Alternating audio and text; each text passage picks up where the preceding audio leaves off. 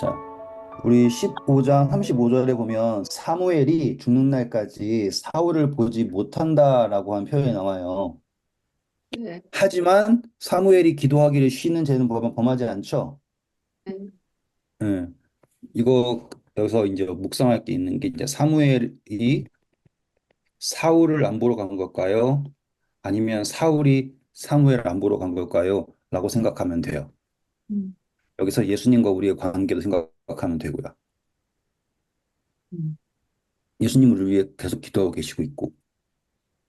그러니까는 사울이 돌아서지 않는 이상 사무엘이 갈 수가 없는 상태가 된 것입니다. 예수님과 우리의 관계도 똑같죠.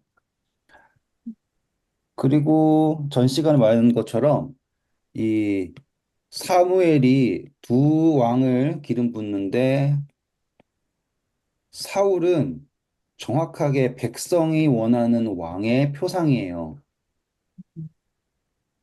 백성의 마음과 일치하는 다윗은 하나님의 마음과 일치하는 왕의 표상입니다. 뭐 백성이 사울 안 좋아했는데요. 좋아하고 안 좋아하는 거에 관계가 없이 사울이 하는 그 모든 것은 백성의 어떠함과 이렇게 일치합니다. 그래서 가장 힘이 없는 지파에서 가장 연약한 존재를 왕으로 세운 것처럼 온 인류에서 가장 적은 민족인 이스라엘 택하셔서 하나님께서 세우셨잖아요. 그런 식으로 적용하시면 될 거예요. 그리고 이제 다윗을 찾으러 가는데요. 이게 16장이에요. 16장 1절 읽어볼까요? 여호와께서 사무엘에게 이르시되 내가 이미 사울을 버려 이스라엘 왕이 되지 못하게 하였거늘 내가 그를 위하여 언제까지 슬퍼하느냐 너는 뿔에 기름을 채워 가지고 가라 내가 너를 베들레헴 사람 이새에게로 보내리니 이는 내가 그의 아들 중에서 한 왕을 보았느니라 하시는지라. 자, 여기서 보시면 일단은 사무엘이 계속 슬퍼하고 있는데 하나님이 슬퍼하지 말고 이제 기름 부을 준비를 하고 베들레헴 거기에서 이새한테 가라라고 얘기했죠. 자, 베들레헴 지명 베들레헴. 자, 우리 어디에 가야 되냐면 어, 어디로 갑니까? 10장입니다. 2절 볼까요? 내가 오늘 나를 떠나가다가 베냐민 경계 셀사에 있는 라헬의 묘실 곁에서 두 사람을 만나리니 오, 라헬의 묘실이라고 나오네요. 그쵸? 음, 음. 라헬이 누구예요? 야곱. 그쵸, 부인이죠. 예. 라헬이 어디서 죽었을까요? 창세기 35장 19절. 라헬이 죽음에 에브랏 곧 베들레헴 길에 장사되었고 오, 그러니까는 라헬의 무덤이랑 베들레헴이랑 연결돼 있구나라는 거 봤죠? 그러면 사울이 라헬의 돌무덤 옆에서 사람 만난다 그랬잖아요. 사무엘이 사울한테. 거기가 베들레헴이구나라는 것도 알 수 있죠, 이제. 음, 그러니까 정확하게 베들레헴은 아니지만 거기쯤에 있겠구나라는 걸 알 수 있어요. 음, 그러니까는 그때 그곳이 신기하게도 사울이 이제 하나님의 부르심을 처음 확인한 곳이 거기잖아요. 라헬의 도물놈 곁에서 누군가를 만날 거다라고 한 것처럼. 음, 그러니까 베들레헴이라고 하는 데가 하나님의 계획 속에서 이미 있으셨나 봐요. 사울도 거기에서 이제 첫 번째 표징을 만나게 하신 것처럼. 아무튼 그래서 베들레헴으로 가는데 베들레헴이라는 곳은 일단은 우리가 익히 아는 대로 룻기에서 등장하는 곳이죠. 그렇죠? 거기에 누가 살고 있었어요? 보아스가 살고 있었고요. 그리고 거기에서 자 이제 보아스의 기업을 물려받았을까요? 이세가? 아니죠. 엘리 멜렉. 음, 기억나세요? 룻이 나오미 며느리였고 네. 그래서 나오미는 엘리 멜렉의 부인이었고 엘리 멜렉의 분깃이 다 보아스가 갚아줘서 음, 그것이 룻한테 간 거잖아요. 네. 그러니까 이제 이세라고 하는 사람이 가지고 있는 기업은 룻 때문에 회복된 기업인 거예요. 일단은 하나님께서 이 이세의 아들 중에서 왕을 보았다라고 말씀하세요. 음, 그러면 이때 다윗은 이제 막 태어난 게 아니라 원래 있었다라는 거잖아요. 그쵸? 이제 재밌어져요. 우리가 이 사울이 얼마나 왕을 했는지 한번 확인해 볼게요. 왜 안 보이지? 사도행전 13장 21절에 읽어봐 주세요. 후에 그들이 왕을 구하거늘 하나님이 베냐민 지파 사람 기스의 아들 사울을 40년간 주셨다가 패하시고 다윗을 왕으로 세우시고. 네. 우리 13장에서 사울이 통치한 지 2년째 됐다고 표현 나오고, 그때 나이가 몇 살이라고 나와요? 사무엘상 13장 1절에. 40세. 네, 그러니까 40세에 왕이 됐거든요. 여기서 우리가 봐야 될 게, 하나님이 사울을 먼저 세우셨지 않습니까? 그때 다윗은 어디 있었을까라고 생각을 해보잖아요. 제가 이거를 왜 말씀드리냐면, 노아가 죽고 얼마 있다가 아브라함이 태어나거든요. 그때 옛날에 계산했던 거 기억나세요? 네. 네, 옛날 했잖아요. 그런 식으로 하나님께서는 그분의 믿음의 어떠한 그 계보가 연결될 수 있도록 항상 그 끝에쯤에 태어나게 하시고 한단 말이에요. 제가 이거를 어떻게 이해하게 됐냐면, 과연 하나님은 사울이 망한 다음에 한번 눈 씻고 찾아볼까? 어떤 애가 왕 되면 좋을까? 라고 했을지, 아니면 하나님께서 이미 다윗을 준비하셨을지, 이거를 보셔야지 된다, 이 말이에요. 음, 그러면은 다윗이 기름 부음 받았을 때 몇 음, 살이었을까요? 이렇게 생각하면 돼요. 음, 그러면 어떤 식의 계산이 나오냐면, 다윗이 왕 된 게 몇 살이에요? 30세잖아요. 네. 그쵸? 네. 그러면 빼기 해보면 다윗이 태어난 지 언젠가라는 것도 나오겠죠? 사울이 10년 동안 통치했을 때다 이런 식으로 계산이 나오잖아요. 그러니까 제가 그걸 말씀드리고 싶은 거예요. 음, 그래서 다윗은 하나님께서 사울에 대한 것이 아마 10년쯤에 증명이 됐을 거예요. 사울이 하나님을 떠났다라는 것이. 그리고 그때 다윗이 태어났을 것이다 라고 생각을 하면 이제 이야기가 좀 더 이렇게 구성이 맞습니다. 음, 그리고 나서 이 다윗이 이제 어떤 사람이냐면 이세의 아들인데요. 이세한테는 이미 아들들이 있어요. 그래서 일곱 번째 아들이 다윗이다, 혹은 여덟 번째 아들이 다윗이다, 이런 식으로 구별이 되는데, 한 가지 확실한 것은 이세가 이 제사 지낼 때 다윗만 빼고 초청을 해요. 아들들 다 모으고 다윗만 빼고 해요. 그러면 높은 확률로 다윗은 정실의 아들이 아닐 확률이 많죠. 음, 그렇죠? 그래서 다윗은 이제 이세가 생각하기에 자기의 그 각 친아들에서는 좀 더 거리가 멀다라고 생각하시면 되고, 그리고 숫자가 일곱인지 여덟인지 어떤지는 정확하게 이제 족보상에 헷갈리게 나올 때가 있어요. 하지만 중요한 것은 다윗은 하나님께서 그때에 맞춰서 주신 아들이다라고 생각하시면 돼요. 그리고 이세의 아들들을 사무엘이 보고서는 야, 정말 잘생겼다, 이 사람이다라고 생각을 하죠. 음. 근데 하나님이 아니라 그러죠. 자, 한번 볼게요. 7절입니다. 26장 7절. 여호와께서 사무엘에게 이르시되 그의 용모와 키를 보지 말라. 내가 이미 그를 버렸노라. 내가 본 음, 사람과 같이. 그러니까는 지금 하나님이 보시는 것이 다르다라고 얘기하는데, 하나님이 보는 것은 뭐와 다르다고 딱 강조합니까? 읽어볼까요? 나 여호와는 중심을 보느니라 하시더라. 네, 보는 것이 다르다라고 얘기하죠. 음, 그러면 사람들이 사무엘이 사울 왕 만들었을 때 그냥 인정했던 게 뭐냐면, 사울이 다른 사람들보다 머리 하나는 더 컸다, 외모를 봤다라고 얘기하잖아요. 근데 싫지만 외모가 대단하니까 어쩔 수 없구나라고 얘기했는데 하나님이 다윗을 봤어. 다윗도 외모가 잘생겼다고 얘기했어요. 분명히 준수하다고 얼굴이 붉다. 대신 하나님께서 보신 것은 그의 중심을 보셨다. 이렇게 이야기가 구별이 됐어요. 자, 이제 이 이야기를 좀 더 구성을 보고 할게요. 이새가 그 베들레헴으로 갔어요. 갔을 때 사람들이 뭐라고 얘기하냐면 3절 볼까요?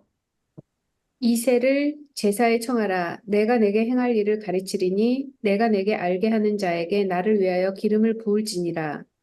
사무엘이 여호와의 말씀대로 행하여 베들레헴에 이르매 성읍 장로들이 떨며 그를 영접하여 이르되 평강을 위하여 오시나이까? 네, 이- 보세요. 사무엘이 가면은 사람들이 좋아해야 될 것 같은데 엄청 무서워하죠. 음, 사무엘이 계속 혼냈었기 때문에 그럴까요? 아니에요. 사울 때문에 그런 거예요. 음, 사울은 지금 사무엘을 죽일 거라고 얘기하고 있잖아요. 1절에 그쵸? 아, 음, 2절에. 음, 그러니 지금 사울과 정치적으로 이런 식으로 충돌이 있는 상태에서 사무엘이 나타났다라고 하는 게 참 이제 어려운 상태예요. 게다가 원래 이렇게 희생 제물 드리는 거는 성소로 가야 되는 거 계속 기억하셔야 돼요. 근데 지금 사울은 법궤도 자기가 마음대로 가지고 돌아다니고 있고 음, 그래서 성소가 성소의 역할을 제대로 하지 못하는 상태. 그 기간에 사울이 사무엘을 죽이려고 하고 그리고선 제사를 드린다고 오니까 평안을 위하는 거냐 아니냐 이런 식으로 이제 사람들이 무서워하는 상태가 됐어요. 이제 이거를 이제 구성으로 보고 쭉쭉 넘어갈게요. 이제 어떤 구성이냐면 사무엘이 찾아왔을 때 사람들이 사무엘을 환영할 수 없는 상태예요. 음, 왜냐하면 사울이 무서워서. 음, 그러고서는 사무엘이 자 아들들을 다 데리고 와라. 음, 그런 다음에 이 아들들을 딱 집어가지고 어떻게 할까라고 했더니 엘리야 보자마자 야 정말로 하나님께서 기름 부어야 될 사람 이 사람이다. 사무엘이 자기 눈을 보고 얘기했는데 하나님이 아니다 그러죠. 음. 그러면 사무엘은 중심을 보는 눈이 있어요 없어요? 없어요. 그거 몇 번 반복해요 지금? 7번. 신기하죠. 사무엘 선지자잖아요. 음, 사무엘은 선지자. 하나님과 평생을 함께했던 사람. 나면서부터 나실인 사무엘. 왜냐면 하나님께 봉헌되었잖아요. 하나님께 드려진 바 된 사람. 음. 그런데 그 사무엘이 7번까지 못 알아봐요. 이제 그림에서 신기하죠. 음. 그리고 하나님께서 분명히 이세 아들 중에선 있을 거다라고 했는데 찾아도 없어요. 음. 그러면 인간의 눈으로는 발견할 수 없다라고 하는 것이 드러난 상태예요. 그때 사무엘이 그러면 끝났네 하고 포기합니까? 아니면은 또 물어봅니까? 자, 이 그거야. 이외에 아들이 더 있냐라고 물어보죠. 음. 자, 11절입니다. 또 사무엘이 이새에게 이르되 내 아들들이 다 여기 있느냐? 이새가 이르되 아직 막내가 남았는데 그는 양을 지키나이다. 사무엘이 이새에게 이르되 사람을 보내어 그를 데려오라. 그가 여기 오기까지는 우리가 식사 자리에 앉지 아니하겠노라. 사울 때 똑같이 그랬죠.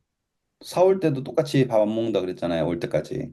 음. 사울이 준비했다. 자, 그 다음에 이에 사람을 보내어 그를 데려오매 그의 빛이 붉고 눈이 빼어나고 얼굴이 아름답더라. 여호와께서 이르시되 이가 크니 일어나 기름을 부으라 하시는지라. 음, 사무엘이 기름 뿔병을 가져다가 그의 형제 중에서 그에게 부었더니 이날 이후로 다윗이 여호와의 영에 크게 감동되니라. 사무엘이 떠나서 라마로 가니라. 네, 자, 여기서 보시면 이 이야기가 아까 사무엘은 선지자였지만 못 봤다예요. 왜 못 봤냐라고 했을 때 다윗이 없어서 볼 수가 없었어요. 그런데 여기서 보시면 우리 시편 23편 주께서 내 원수의 목전에서 내게 상을 베푸시고 기름으로 내 머리에 바르시니 부으시니 내 잔이 넘치나이다. 이 장면 여기서 이루어진 거 보이시죠? 근데 이게 원수인가? 그러면? 아니, 형제들이 있을 때 다윗이 사랑받는 아들이었다면 잔치에 초대받았겠죠, 먼저. 근데 이 형제들 가운데서 홀대받는 아들이었으니까, 막내였으니까, 음, 잔치에 들어오지도 못하고 밖에 있었어요. 음, 그런데 급히 불려와서 사무엘이 형제들 다 앞에서 음, 기름을 부었단 말이에요. 음, 그러면 다윗은 요셉 마냥 사랑받기 어려웠겠죠. 음, 요셉이 채색 옷 입어서 미움받은 것 마냥 음, 다윗은 그런 경험을 하는 거예요. 그리고 다윗이 이 기름 부음 받았을 때 어떻게 이야기가 시작되냐면 하나님의 영이 다윗에게 임했다라고 나와요. 음, 그렇죠? 음. 그러면 그전에는 다윗에게 하나님의 영이 있었어요, 없었어요? 없었어요. 없었죠. 네. 자, 그 다음 절 보면 14절 어떻게 시작됩니까? 여호와의 영이 사울에게서 떠나고 여호와께서 부리시는 악령이 그를 번뇌하게 한지라. 이제 반대가 됐어요. 다윗한테는 하나님의 영이 가고 사울한테는 이제 하나님의 영이 아닌 하나님께서 부리신 악한 영이 들어가는 상태가 되었습니다. 이제 다시 한번 이야기가 너무 이렇게 퍼졌지만 이제 모아볼 거예요. 사무엘 선지자 계속 사무엘은 하나님의 선지자인데도 사울이 실패했을 때 어떤 사람을 왕 세우기 원했냐면 계속 사울 같은 사람을 왕 세우기 원했다고요. 그게 인간의 눈으로 바라보는 선택이었어요. 그래서 엘리야브 보니까 키도 크고 용모도 좋고 완벽하니까 야, 이제 사울 대신해서 이 사람이 왕이 되겠구나. 계속 사울의 대체제를 찾아온 거예요. 근데 하나님께서는 사울의 대체제가 아니라 하나님의 마음에 보이는 그 중심을 볼 수 있는 사람을 원하신다라고 하는 거예요. 그 차이가 매우 중요한 거죠. 우리가 신앙을 할 때요, 음, 우리는 어쩌면 사울이라는 왕이 실패했다는 거 알면서도 계속 사울이랑 비슷한 응답을 요구해요.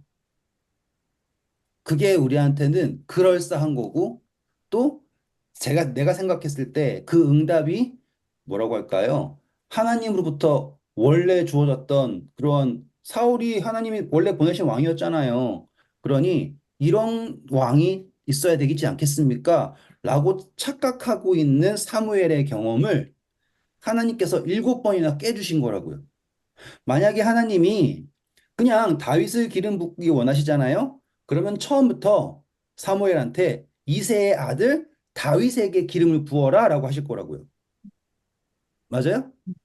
아니면 혹은 다윗한테 뭐 이번에는 양을 잃어버리게 해가지고 다윗이 양을 찾다가 우연찮게 사무엘한테 가가지고 거기서 기름 부음 받든지 라고 할 수 있는데 이번에는 완전히 반대로 하나님이 사무엘을 베들레헴으로 보내세요. 그리고 거기서 찾고 찾고 찾고 찾고 해가지고 다윗을 보게 하시는 거라고요. 그러면 지금 하나님이 사무엘을 사랑하시는 것, 사무엘을 통하여서 하나님의 마음을 깨닫게 하려고 하는 훈련이 보이셔야지 돼요.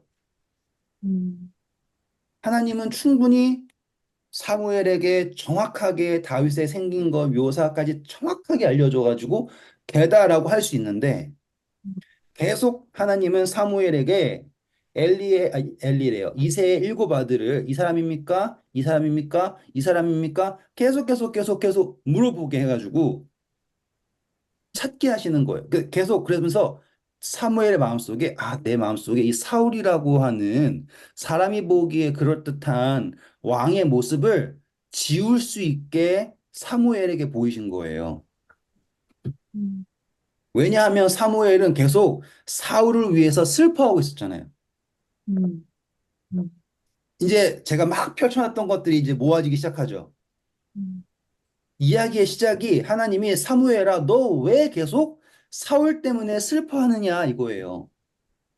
우리가 기도할 때도 계속 그게 안 됐다고, 그게 안 됐으니까 아쉽다고서는 계속 미련을 두고서는 그것 때문에 슬퍼하고 있잖아. 평생 어쩌면 계속 그거 비슷한 거 찾고 있고. 근데 하나님은 그렇지 않다라고 말씀하고 계신다. 이렇게 묵상을 뭐라고 할까요? 어떻게 다윗이 왕이 됐지?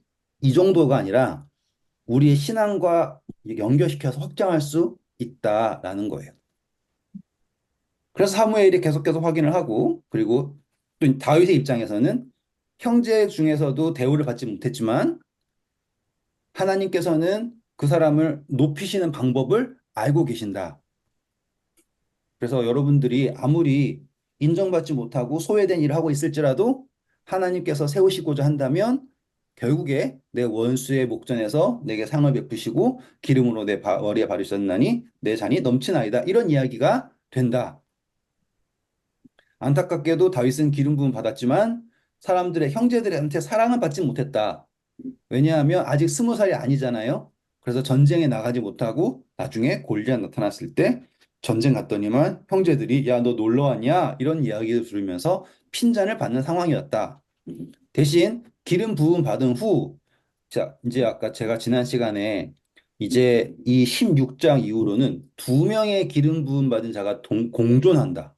사울, 다윗. 이 두 명의 기름 부음 받은 사람이 공존하는데 여전히 사울은 하나님으로부터 기름 부음 받았다라는 것을 잃었지만 사람으로부터 인정받고 있는 상태잖아요. 다윗은 하나님으로부터 기름 부음 받은 것이 확인된 상태잖아요. 그렇죠? 그래서 사람으로부터 기름 부음 받은 것이 여전히 있는 사울이 하나님으로부터 기름 부음 받은 다윗을 죽이려고 덤비려고 하는 이야기가 시작이 될 거예요. 근데 이 이야기가 어떻게 되냐면 사울한테는 하나님이 부리시는 악령이 들어가고 다윗한테는 성령이 들어가는 상태.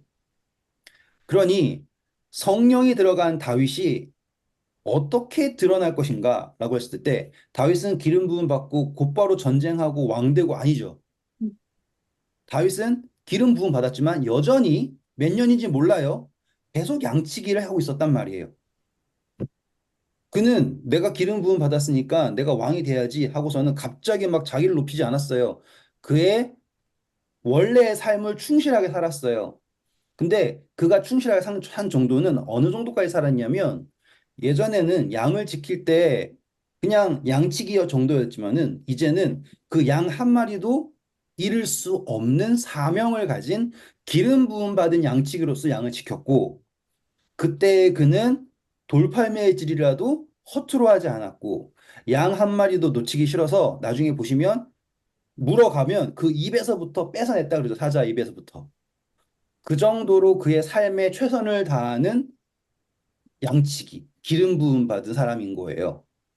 그러니 하나님으로부터 기름 부음 받은 다윗은 사람에게는 전혀 인정받지 못했지만 그는 기름 부음 받은 그 순간, 성령을 받은 그 순간부터 왕으로서 살았어요. 아셨죠? 사울은 하나님의 기름 부음 받음을 잃었어요. 근데 그의 왕의 위치를 사람에게 인정받아서 유지하려고 노력을 했죠. 그러니까는 그의 마음이 온전해요? 아니면 미쳐요? 완전히 정신 나간 행동만 할 수밖에 없게 되는 거예요. 연예인들이 화려하지만 정신병 많이 걸리고 자살도 많이 하잖아요.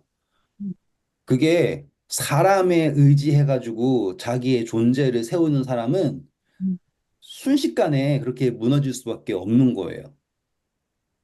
사울은 기름 부음 받자마자 하나님이 전쟁 일으키고 쫙쫙쫙 해가지고 왕 돼버렸어요. 그쵸? 다윗은요? 왕 곧바로 돼요? 안 돼요. 그래서 다윗은 시련을 내가 사망의 음침한 골짜기로 다닐지라도 해를 두려워하지 않는 것은 그것처럼 기름 부음 받고 빛 제대로 본 적도 없고 계속 음지만 다니는 시련의 삶을 산단 말이에요. 나중에는 침 질질 흘리는 역할, 그 연극까지 하면서 슬픈 이야기가 계속되겠죠. 사울은요, 계속 위에 있어요. 화려해요. 근데 그 화려함을 붙잡으려고 미치는 거죠. 자, 그래서 14절 보면 이제 악한 영이 생깁니다. 그래가지고 사람들이 야, 사울 왕이 계속 정신적으로 미쳐가니까 하나님의 영에 감동된 사람이 있어야지 이 사람이 살 수 있겠구나라고서는 하나님의 영에 감동된 사람을 찾기를 원해요. 음. 그래가지고 15절, 16절 볼까요? 사울의 신하들이 그에게 이르되 보소서 하나님께서 부르시는 악령이 왕을 번뇌하게 하온즉 원하건대 우리 주께서는 당신 앞에서 모시는 신하들에게 명령하여 수금을 잘 타는 사람을 구하게 하소서. 하나님께서 부르시는 악령이 왕에게 이를 때 그가 손으로 타면 왕이 나으시리이다 하는지라. 자, 여기서 도저히 이해가 안 가는 이야기가 등장하는 게 이 수금을 타면은 악령이 나갈까요? 음. 연주하는 거. 한번 생각해 보셔야 돼. 이 이야기를 어떻게 이해해야 될지. 왜 그럴까요? 그럼 미신이 있었나? 어떤 미신? 그냥 뭐 찬송가를 수금을 탔나? 우리 벌써 읽었잖아요. 10장 5절. 그 후에 내가 하나님의 산에 이르리니 그곳에는 블레셋 사람들의 영문이 있느니라. 내가 그리로 가서 그 성읍으로 들어갈 때 선지자의 무리가 산당에서부터 비파와 소고와 저와 수금을 앞세우고 예언하며 내려오는 것을 만날 것이요. 그렇죠. 이 음악을 하면서 예언을 하고 영을 받을 때 이렇게 노래를 하면서 예언을 하는 거예요. 사실 이제 수금을 연주한다라고 하는 게 그냥 노래를 부른다 정도가 아니라 악신이 들어오잖아요. 음, 그러면 악신이 들어오면은 가만히 있었을까요? 난리 쳤겠죠? 한 짓 했나? 아까 하나님의 영이 감동되니까는 그 사람 사울이 뭘 했어요? 예언. 예언했죠. 반대로 악신이 오면요. 똑같이 뭔가를 했겠죠. 음, 음? 네. 지금 이게 너무너무 재밌는 거예요. 사울은, 사울은 전쟁에서 이긴 이야기, 그 이야기로만 보시면 안 되고, 사울은 두 영을 다 경험해 본 사람이에요, 지금. 음, 성령도 경험해 보고요. 악한 영도 경험해 보는 거예요. 되게 특이한 사람이죠. 성경 어디를 찾아보세요. 이 두 개를 다 경험하고 있는 사람은 사울밖에 없어요. 되게 신기하죠. 왕으로 기름 부은 상태에서 제일 처음엔 하나님의 영에 감동돼가지고 막 분노해가지고 전쟁도 나가고 하나님의 영에 감동돼가지고 예언도 하고 막 그래요. 근데 딱 하나님을 벗어나고 나서서 이제 악한 영에 감동받아가지고요. 악한 영에 들어왔을 때도 그 사람이 뭘 했겠어요? 뭔가를 했단 말이에요. 나중에는 다윗도 죽이려 하고 그러잖아요. 그랬을 때 이 사울이 할 때 선한 영인지 악한 영인지를 백, 이 친아들이 봐도 구분할 수 있었다라는 거예요. 음, 그냥 막 미친 척 개거품 물고 이러고 있었다라는 게 아니라 음, 그가 하는 행동은 악한 영이다라고 하는 게 신하들이 봐도 구분할 수 있었다. 자, 그런데 만약에 이 왕이 악한 영에 들려가지고 미치면 그냥 폐위시키면 될 거 아닙니까? 음, 근데 사울은 이미 사람으로서 자기의 세력을 구축해 놓은 거예요. 그러니까 통치를 그렇게 오래 할 수 있었죠. 이제 이해되시죠? 예. 그랬을 때 이제 그러면 하나님의 영에 감동된 사람이 필요하다라고 생각을 하고 그때 이제 수금을 탄다라고 하는 게 원래 예언하거나 그럴 때 예배할 때 하는 행동이 있고요. 다윗은 또 어떤 사람이에요? 시편의 작곡가잖아요. 네. 그러니 그가 부르는 노래는 어떤 노래였을까? 제가 한번 말씀드렸잖아요. 그는 경험한 노래예요. 그래서 하나님께 기름 부음 받고 그가 경험한 것을 성령에 감동받아서 노래했단 말이죠. 그러니까 그 노래는 시간이라고 하는 개념을 초월해가지고 공간이라고 하는 개념을 초월해가지고 그 예수님의 마음을 노래하는 노래가 시편이잖아요. 그렇죠? 그러니까 다윗의 노래가 보통 노래가 아닌 거예요. 그래서 어떻게 했냐면 사람들이 이제 다윗을 소개하는데 18절 볼까요? 소년 중 한 사람이 대답하여 이르되 내가 베들레헴 사람 이새의 아들 본즉 수금을 탈 줄 알고 용기와 무용과 구변이 있는 준수한 자라 여호와께서 그와 함께 계시더이다 하더라. 오, 이거 이제 다윗은 감춰질 수 없는 존재가 되었어요. 음. 분명히 어린 사람인데 하나님이 함께 하신다라는 거가 드러난 상태. 신기하게도 양측이지만 하나님과 함께 하는 사람은 감춰질 수가 없어요. 산속에 있는 마을을 숨길 수 없는 것처럼. 그래서 사울이 데리고 오라고 합니다. 그래서 20절 보면 상징적인 게 나오죠. 이새가 떡과 한 가죽 부대의 포도주와 염소 새끼를 나귀에 실리고 그의 아들 다윗을 시켜 사울에게 보내니 예수님께서 오신 거가 똑같은 상징이에요, 이게. 음. 완벽한 표상. 나귀에 싣고서 떡, 포도주, 양 온 거다.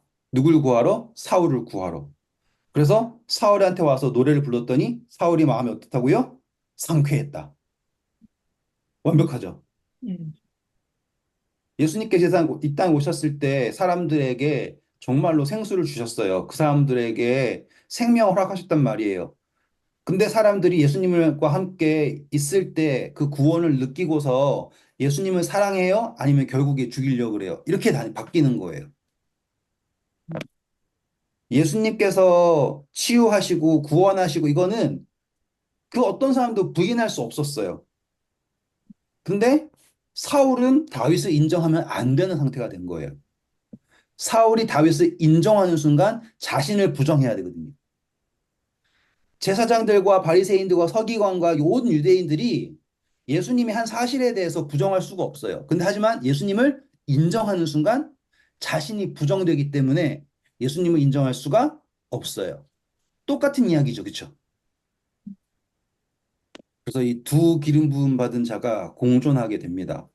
그러니 다윗이 없으면 사울은 악한 영에 휘둘릴 수밖에 없어요, 이제. 다윗이 있어야지만이 악한 영에 휘둘리지 않고 있을 수 있는데 공존할 수 없다라는 걸 다윗은 공존할 수 있었겠죠. 하지만 악인이 의인의 회중에 들지 못한다. 맞아요? 이런 식으로 이야기가 되는 것입니다. 그래가지고 사울은 다윗을 계속 자기 곁에 두려고 노력을 하죠. 23절? 하나님께서 부르시는 악령이 사울에게 이를 때 다윗이 수금을 들고 와서 손으로 탄즉 사울이 상쾌하여 낫고 악령이 그에게서 떠나더라. 네, 예수님께서 그 귀신들에게 떠나라고 명령하면 떠나죠. 음. 음. 같은 이야기예요. 하지만 한 귀신이 떠났는데 깨끗하게 청소가 되고 다시 돌아와서 일곱 귀신 데리고 온 이야기 아시죠? 음. 음. 우리의 마음이 청소되었을 때 성령을 받아야 되는데 사울은 악한 영이 떠났을 때 성령을 받으려고 하지 않아요. 그러면 계속 악한 영이 들어와요. 음. 이해하셨죠? 그러니까 악한 영이 올 때마다 다윗은 계속 쫓아내주고 있어요. 음. 근데 성령을 받아들이지 않기 때문에 사울은 더욱더 악한 영에 시달리게 된다. 라고 하는 이야기가 이 사울에서 나오는 거예요. 그러니까 사울 되게 신기한 사람이죠? 네. 예. 되게 이 귀한 캐릭터예요. 불쌍하네요. 왕 안 놓치려고 그러는 거잖아요.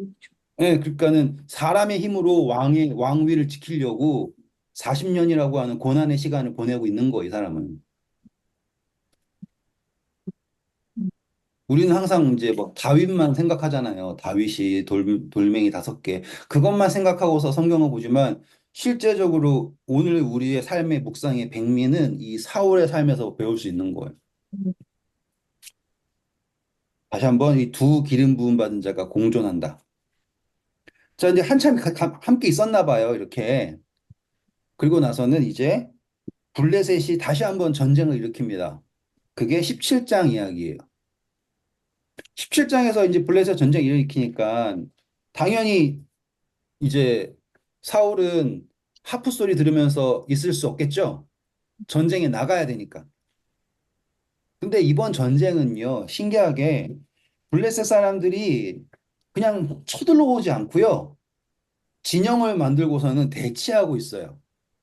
음, 왜 그럴까요? 분명히 블레셋 사람들은 자기네가 더 힘세다는 거 알거든요. 왜 그랬을까요? 라고 했을 때 그 전에 했던 경험도 있어요. 법궤 때문에 된통당한 거, 그리고 또 요나단과 싸웠을 때 그 공포가 있는 거예요. 누가 봐도 블레셋이 세요.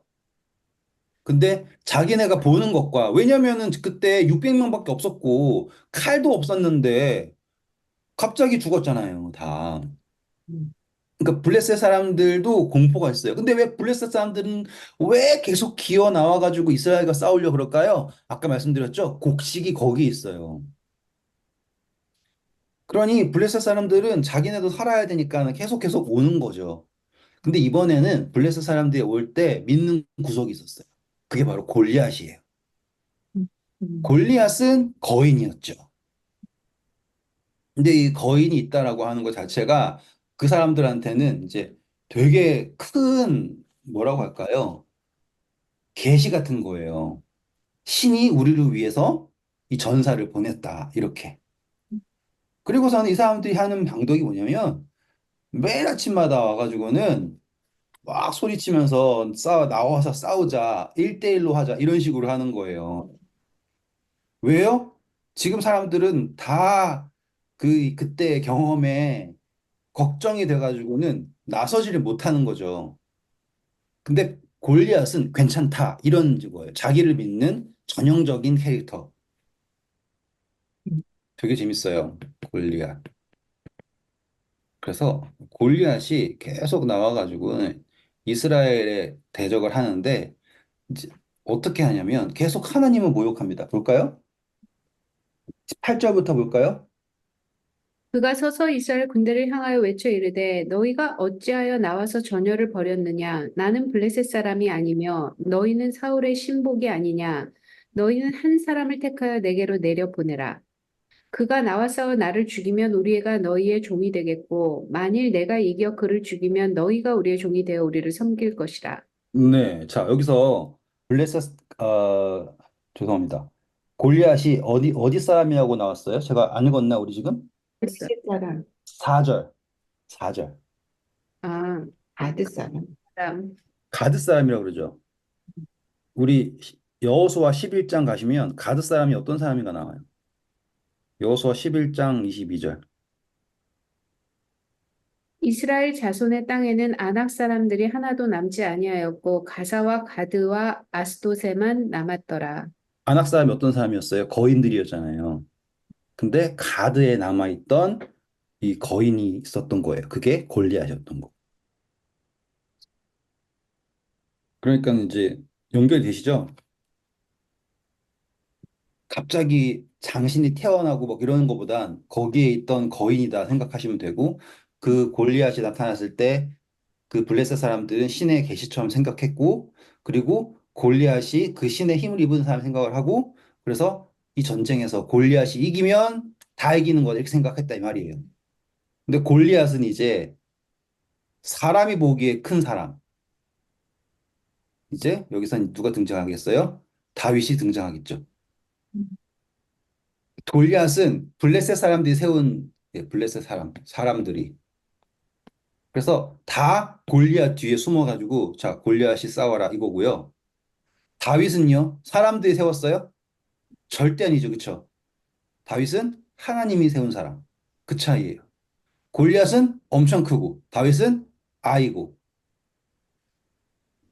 너무 잘 아시는 이야기니까 딱 줄여서 얘기하면 다윗이 전쟁에 갔을 때 이 사람들은 되게 오랜 기간 동안 대치하고 있었어요.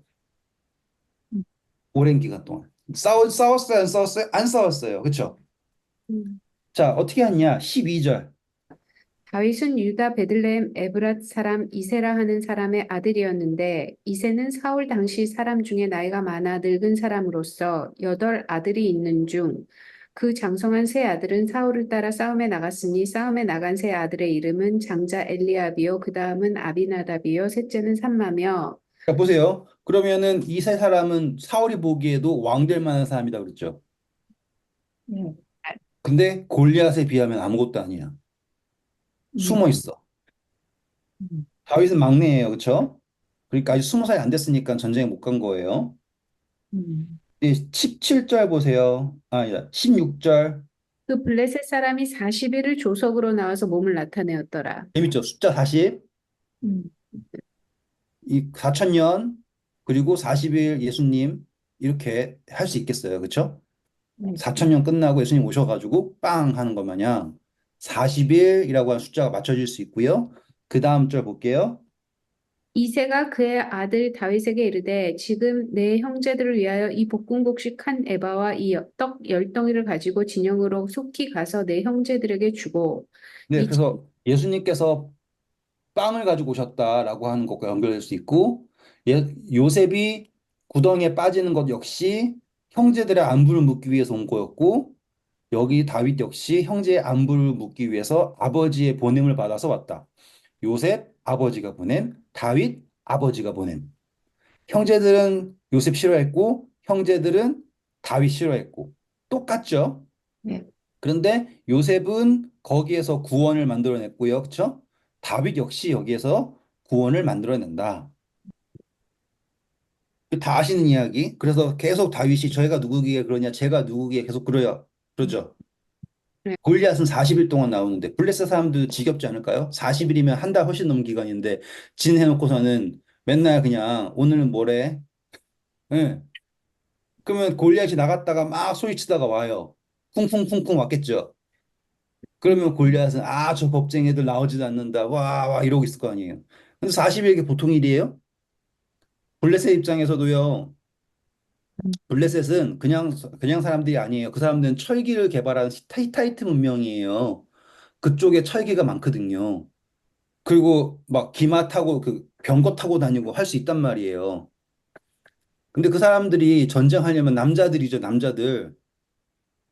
여군 있었을지 모르겠지만 남자들이에요. 남자들이 1년에 40일을 거기에 죽치고 앉아 있으면 그거 보통 일이 아니에요. 이 전쟁은 돈 문제지만 동시에 군량 있죠, 군량. 그게 큰 문제예요. 이 대치가 길어진다라는 건요, 지옥이에요, 지옥. 한두 명 데리고 왔겠어요? 많이 데리고 왔겠죠.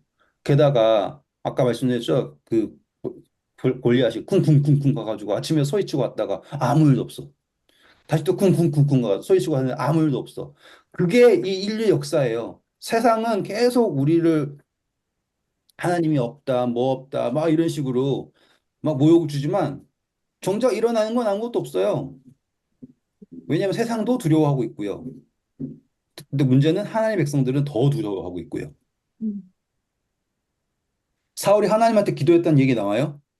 안 나오죠? 왜요? 사울은 자기가 이미 하나님한테 버림받았다라는 걸 알아요. 그리고 자기의 주변을 힘 있는 사람으로 둘러쌌어요. 근데 그 사람이 힘 있는 사람 둘러쌌지만 싸울 만한 사람은 아무도 없어요. 누가 봐도 골리앗이 크니까. 그때 다윗이 등장했는데 다윗이 하나님한테 기도했다는 얘기 나와요, 안 나와요? 안 나오는 것 같아요. 신기하죠? 그냥 하시. 하나님이 그러니까 다윗이 딱 봐가지고 골리앗을 본 다음에 막 열심히 기도를 해. 그리고서는 싸울게요라고 했어요? 아니죠. 보자마자 저놈이 뭔데 하나님을 모욕하냐? 하나님을 모욕하냐? 하고서는 내가 가서 없애보겠다 이렇게 얘기하잖아요. 왜요? 기름 부음 받았죠. 제일 처음에 하나님이 사울 세웠을 때 너가 블레셋에서부터 구원할 거다라고 했잖아요. 음. 음. 근데 사울은 어떻게 했어요? 사무엘 와라, 뭐 해라. 안 되니까는 제사도 드리자. 이렇게 했죠. 다윗은 어떻게 해요? 기름 부음 받은 자. 저거는 정말 동네 개처럼 죽을 거다. 라고 하고서 나간단 말이에요. 차이 보이세요? 우리는 어쩔 땐 막 그 순간에 일어난 일들에 대해서 하나님 제발 뭐 이렇게 한다 생각하잖아요. 근데 다윗은 그렇게 하지 않아요. 그의 삶 전체가 하나님에게 고정되어 있었기 때문에 그에게는 하나님의 영이 있고 그에게는 하나님의 분노가 있고 그리고 그가 하는 행동에 지금 내가 싸우는 거는 나의 싸움이 하는 게 아니라 전쟁은 여호와에게 속한 것이다라고 하고 딱 나간단 말이에요. 너는 지금 뭐 칼, 찬, 단창 야, 너가 그렇게 대단한 사람이면 왜 그런 투구에다가 그런 갑옷에다가 그런 방패에다가 막 그러고 있냐? 근데 다윗은 어떻게 했어요? 사울이 옷 주니까 갑옷 주니까 입어보고서는 익숙하지 않다. 왜요? 그는 하나님의 힘, 하나님과 함께 싸우는 것에 익숙한데 세상의 칼, 뭐 이런 거가 익숙한 게 아니에요. 음, 그래서 그는 하나님과 함께 싸우는 싸움에 익숙한 사람이었기 때문에 익숙하지 않다고서는 사울이 주는 걸 다 버려버리고 음, 늘 하던 대로 돌멩이 5개, 그쵸? 블레셋의 5방백, 5개를 쥐고 목자의 지팡이를 들고서는 전장 한바타운 데 가는 거예요. 근데 이 이스라엘 진영하고 2절 보세요. 블레셋 사이에 뭐가 있었다고요? 이스라엘 사람들이 모여서 엘라 골짜기에 진치고 블레셋 사람들에 대하여 전열을 벌였으니 그러니까 골짜기가 딱 이렇게 있는 거예요. 이런 식으로. 골짜기 이렇게. 여기 이제 물이 흘렀겠죠, 그쵸? 그 다윗이 내려와가지고 여기서 돌멩이 주워가지고 이렇게 올라가 싸우러 가요. 너무 멋지지 않아요? 음, 그 두 개의 진영이 이렇게 있는데 그 사이를 간다라고 하는 거는 보통 용기가 아니에요. 우리 그때 레위기 공부하면서 전쟁 날 때 진영을 거룩하게 하기 위해서 화장실도 나가가지고는 삽 가지고 가서 해라. 예? 뭐 설정을 하면 씻고 와야 된다. 이렇게까지 했단 말이에요. 진영을 거룩하게 하는 거. 근데 그 진영 밖으로 나가는 거 자살 행위라 그랬잖아요. 근데 다윗이 터덕터덕 혼자서 갈 때 여기 하나님 백성들, 이스라엘 백성들이 다윗이 가는 거 보고서는 어떤 마음이었을까요? 모든 눈이 그걸 쳐다봤겠죠. 음, 음, 그리고 골리앗도 누가 오니까 쳐다봤겠죠. 이 상상을 해보세요. 근데 이 사람이 와가지고 돌멩이 죽고서는 턱턱턱 올라올 때 여기서는 막 비웃고 있었을 거고 막 그 상상을 해보시면 근데 다윗은 이 하나님과 함께 싸우던 그 익숙한 싸움이었기 때문에 두려움이 없어요. 아, 다음 시간에 좀 더 자세히 해야겠네. 그냥 넘어가려니까 하고 싶은 말이 너무 많아지니까 여기서 딱 끊고 음, 오늘 한번 이렇게 하루 지내시면서 다윗이 나갈 때 어떤 마음이었을까? 싸워서 이길 수 있을까? 없을까? 이 고민하면서 나갔을까? 아니면 다윗은 어떤 마음이 있었을까? 이거 한번 생각을 해보세요. 그리고 다윗이 이러한 마음을 갖게 될 때까지 양치기의 삶이 있었을 거 아닙니까? 그것을 사울한테 어떻게 소개하는지도 한번 이제 다음 시간에 더 자세하게 보도록 할게요. 음. 재밌어요. 네, 오늘도 수고하셨고요. 좋은 하루 되세요.